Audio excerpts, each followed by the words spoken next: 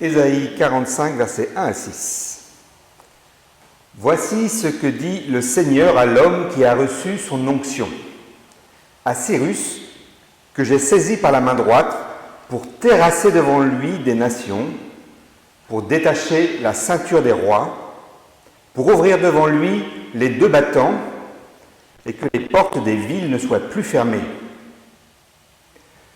Je marcherai moi-même devant toi. J'aplanirai les pentes, je briserai les battants de bronze et je casserai les verrous de fer. Je te donnerai des trésors enfouis, des richesses cachées, afin que tu saches que c'est moi, le Seigneur Yahvé, qui t'appelle par ton nom et que je suis le Dieu d'Israël. À cause de Jacob, mon serviteur, d'Israël, celui que j'ai choisi, je t'ai appelé par ton nom. Je t'ai paré d'un titre sans que tu me connaisses. Je suis le Seigneur Yahvé, et il n'y en a pas d'autre. À part moi, il n'y a pas de Dieu. Je t'ai préparé au combat sans que tu me connaisses, afin que l'on sache, du soleil levant au couchant, qu'en dehors de moi, il n'y a que néant. Je suis le Seigneur Yahvé, il n'y en a pas d'autre.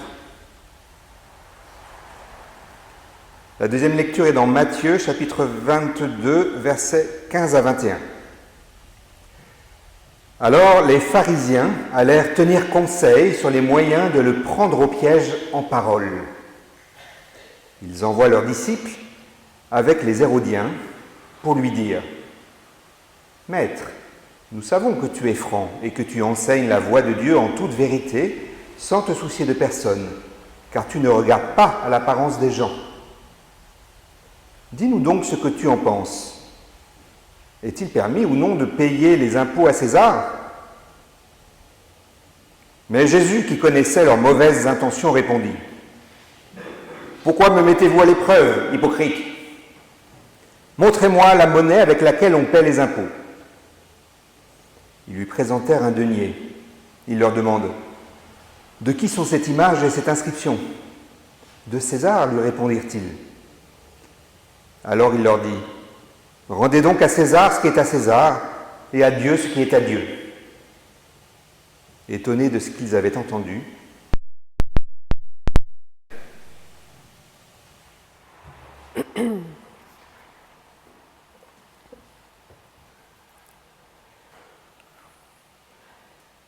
il faut s'imaginer dans le temple de Jérusalem, lieu de culte, lieu de vie, lieu central dans Jérusalem, lieu politique, avec une multitude de gens qui vont, pour des différentes raisons religieuses, pour des sacrifices, pour des prières, pour un enseignement.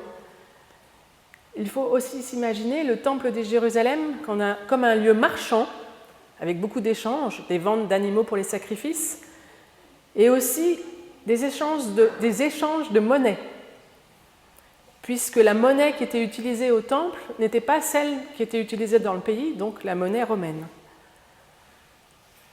Et là, maintenant, dans le texte, nous sommes avec Jésus, probablement dans le forum, dans le temple. Il est là, il enseigne. Il répond aux disciples ou à ceux qui l'écoutent parler en parabole. Alors, la parole circule librement, et on peut aussi imaginer qu'elle peut revenir aux oreilles du grand prêtre. Puis, arrivent de manière préméditée les disciples des pharisiens et des hérodiens, nous dit le texte. Alors peut-être suis-je influencée par l'atelier théâtre qui vient de commencer à la rencontre, l'atelier sur les actes de Pilate, mais je trouve que cette scène, la façon dont elle est racontée, est très théâtrale, avec une intrigue qui se noue autour du piège en parole tendu à Jésus. On pourrait presque parler d'un guet-apens théologique et juridique.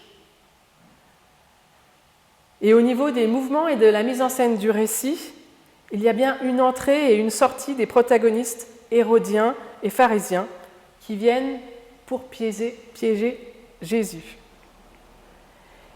Et à la fin, ils partent étonnés sans voix.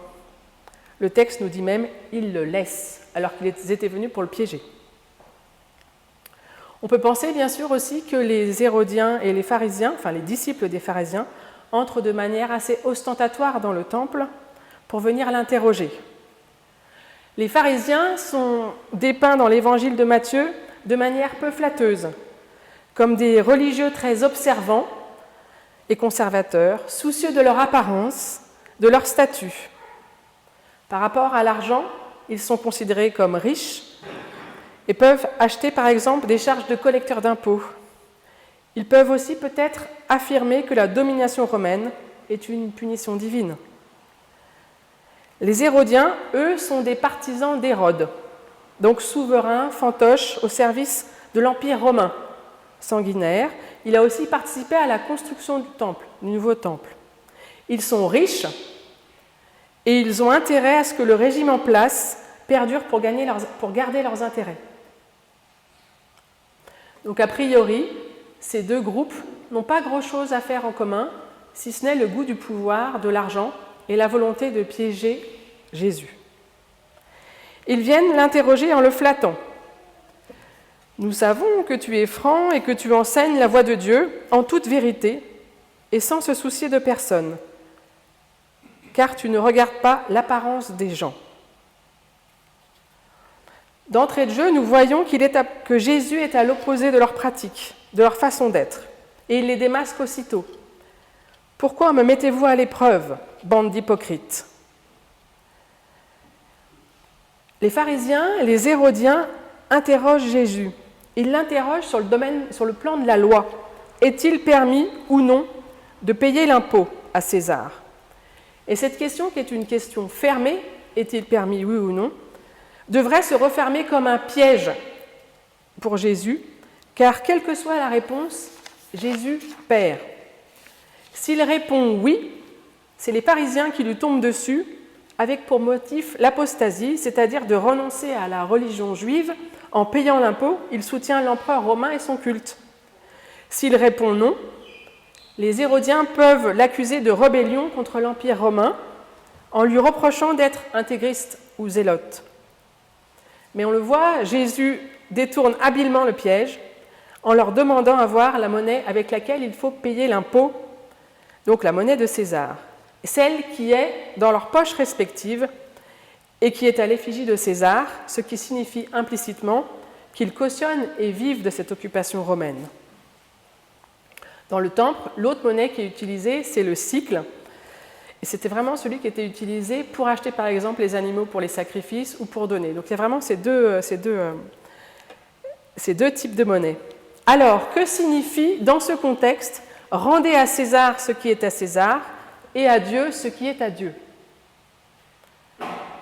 On a l'habitude d'entendre « rendez à César ce qui est à César », qui est entré d'ailleurs dans notre langage commun, c'est-à-dire rendre à chacun selon ses mérites.